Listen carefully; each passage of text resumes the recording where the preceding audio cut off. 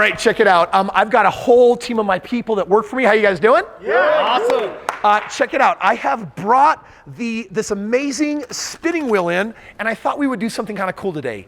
Right now, if you guys hit purple, yellow, red, this other purplet, or blue, if you get any of these colors right here, I'm gonna double your salary.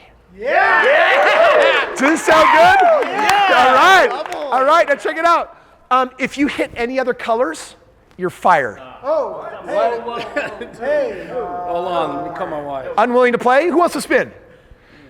That is a high stakes poker game, and it's based on this idea, real success in life. Does it really come down to hard work? Does it really come down to luck?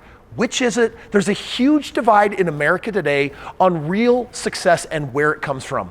Luck, hard work. We're gonna look at the science. Let's find out together. One shot, now the future is yours. Go! I'm turning dreams into reality.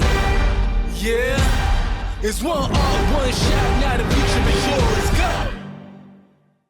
Man, can you imagine a world where fatalists believe that ultimately their life is going to go well or poor based on someone else's choice? They have no control, or rather, it's spinning the wheel of luck on whether you're going to double your income or whether you're going to lose your job. There are people out there today that genuinely believe that success is a byproduct of luck. In fact, recently in an interview, I saw a follower of Elon Musk call it out and basically say that all of his success was based on luck. And he said, you know what, you're right. It has nothing to do with the fact that I work 100 hours a week and I've done X and Y and Z, et cetera. And I'm like, oh, geez, that guy is totally gonna go toe to toe with him. And I think they're gonna exchange some words. Did hard work create that, or did luck? What do you personally believe? You know, it's amazing that society is so torn that today we're actually making a video about this, because in life there are some people that have created this monumental success, and yet we also know that there's an older generation that says, the only way to have real success in life is if you work really hard. You think it's really about rolling some dice and getting lucky? Do I feel lucky? Well, do ya, punks? So one of the top business magazines, Inc.com, came out with this article and basically said America today is super divided. There are two very popular opposing sentiments regarding luck and hard work. 58% of Americans, they said, believe working hard is essential to becoming wealthy. Now guess what? That 58% is more than 50% because today's America still is represented by people that aren't millennials. These are people that belong to the old vanguard, the older generation. Frankly, even my dad was a German immigrant who came here. You know what? My dad said hard work is the only way that you're going to get anywhere in life. He also said you have to get really good grades and go to college, and you got to pay all this money for that education because the piece of paper will declare you smart, and then you'll get a good job, and that good job will take care of you for 40 years, and this will be so much easier than being an entrepreneur. That is the hard way, my son. Let that perfect golden handcuff job take care of you till you die. The keys to the cuffs are on the back of the door. Could you be a doll and grab them and scoot on over here and unlock me? However, almost half of the American population has decided that working hard is futile, and only a few select are ever going to truly be able to prosper. And you know what, if you read the comments on my videos, if you're a subscriber, you might have done this from time to time, and you'll notice that there's a lot of naysayers. There's a lot of people that watch my content that have never really seen me before, and they're like, oh my gosh, this guy really believes that you can become successful. Hogwash, that's not possible. That's not gonna happen to me. It really is a game of luck. So which is it, my friend? Believe it or not, there are some arguments that suggest that luck plays a really major role into life's outcome. For example, you can't tell it from seeing me on this screen, but I'm nearly 6'4". And there's studies that say every person that is 6 feet and higher, every inch after, they have like some exponential increase in their income. So someone might say, well, Kris, like 6'4", man, is it luck? Are you having success in life because you're a really big dude? Well, just as crazy to me is this one right here. A lucky birth month. I'm gonna give you a crazy example that comes right from Canada. These people are crazy hockey fans, and check this out. Fortunate circumstances such as birth month can give a competitive advantage in certain fields. For example, 40% of professional Canadian hockey players were born in the first quarter of the year compared to only 10% of players born in the fourth quarter. Though most professional players attribute their success to hard work, clearly luck is a part. In other words, the deck is stacked as an advantage for those that are born in the game of hockey in the first quarter of the year. They start sooner, they get bigger faster, they get more experience, and when they come back the next year, the rest can never seem to quite catch up to them. So literally those that are born in the first quarter of the year, they have a 4 times higher likelihood of success than any other quarter that they could have been born in. How crazy that like a lucky birth month determines whether you become a professional hockey player or not? If you're watching today's video, there's a 67% chance that you live in America. The rest of you live somewhere else in the world. So let's talk about the Ovarian Lottery of being born in America for those of you that are. What fortunate events are we oblivious to that support our own success? Well, Warren Buffett, one of the successful, richest dudes on the planet, answered this question in 2014 when he wrote, "Through dumb luck, my business partner Charlie and I were born in the United States, and we are forever grateful for the staggering advantages that this incident of birth has given us." In other words, he's saying where you live and where you're born and how you're raised matters so much. There are some people that are literally born into a gang and the only life they know is a gang life. And there's other people that were born into wealth and maybe they take it for granted, or maybe they had great mentors that showed them how to build more wealth. You've got people that are self-made that started from nothing. They were the underdogs. But this is saying, bottom line is if you're in America, you've already won some level of Ovarian Lottery. You're more destined for success. You've got capitalism supported here. You've got greater freedoms. You've got greater opportunities. You've got greater chances. And I have to tell you, I lived in Europe for 2 years. And during those 2 years, I recognized that the overall mindset of the people that live there vastly different than the American mindset. Not saying one is better than the other, but if you value success, hands down, America, does it give you some kind of competitive advantage? Does that mean then that that's part of luck?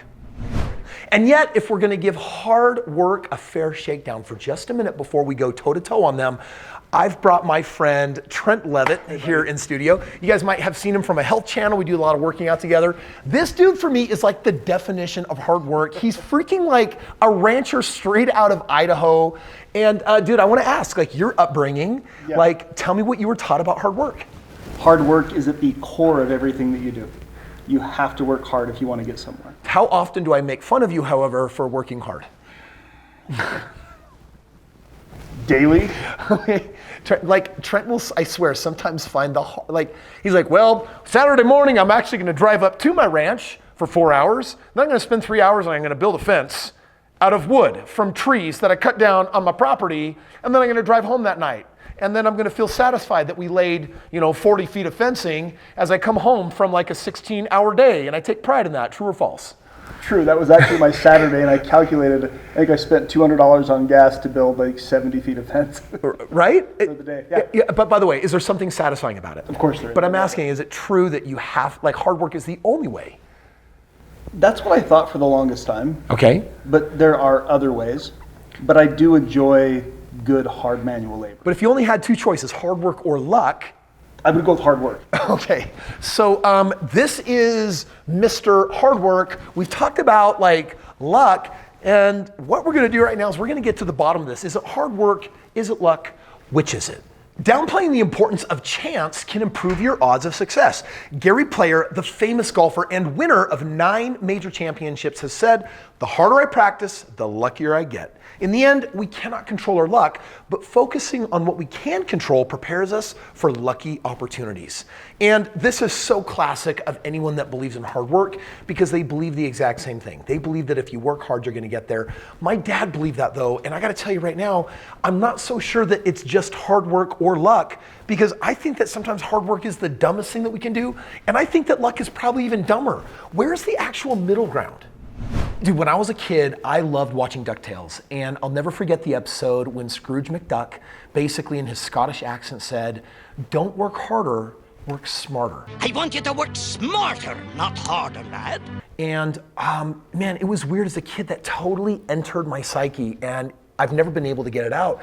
So I've always looked for leverage as a smart play. I've always looked for OPM, other people's money. I've always looked for OPE, other people's experience. I've always looked for OPS, other people's skills, other people's talents, other people's time. And I've learned that sometimes there is something way smarter than hard work, and it's just playing a smart game. In fact, I also think of Henry Ford, like the guy who invented the modern automobile. Like he said, first of all, the guy wasn't an engineer. He didn't know how to build a car. He had a vision for bringing about this massive transformation of going from cart and buggy to actual car and automobile. And he says that he did that by surrounding himself with the smartest people. That was his way of, I'm sure he was a hard worker, but that was his way of working smarter and most certainly not banking on luck. Check this out. The greatest multiplier, and I think this is really the tiebreaker, Angela Duckworth has spent decades trying to find the secrets behind success, and in her book, Grit, she presents this equation to illustrate the role of hard work in success.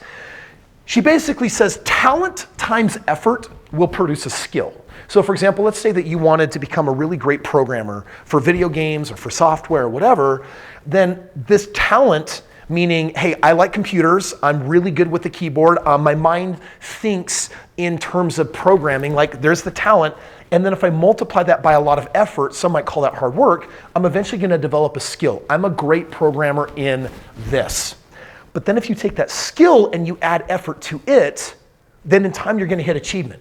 So skill isn't enough. Skill times even more hard work or effort produces achievement. And if that's true, then look at this equation. Therefore, achievement equals talent times effort squared, meaning it's talent plus 2 doses of effort that produces the skill required to produce achievement. So she basically says, yes, hard work. If you take a look at Hollywood actors that you admire, if you take a look at social media people that you follow, if you take a look at successful business people, if you take a look at athletes, if you take a look at the people who have gone further and achieved more, what they undoubtedly all share in common is hard work. So if that's true, then why isn't it working for everyone? Because there are a lot of hard workers out there that obviously don't believe in it anymore, and they'd rather believe in luck. Like they would literally go to the lottery when it opens up, and they'd rather do little scratch and sniffs, seeing if they can win some money because luck is going to be even easier. There's got to be something to it. How about we phone a friend? I'm choosing Jeff Bezos, richest man in the world. Sorry, it's ringing. It's Jeff Bezos. Shoot, went to voicemail. Anyway, he told me this. He said, effort comes from passion. Jeff Bezos said, whatever it is that you want to do, you'll find in life that if you're not passionate about whatever it is that you're working on, you won't be able to stick with it.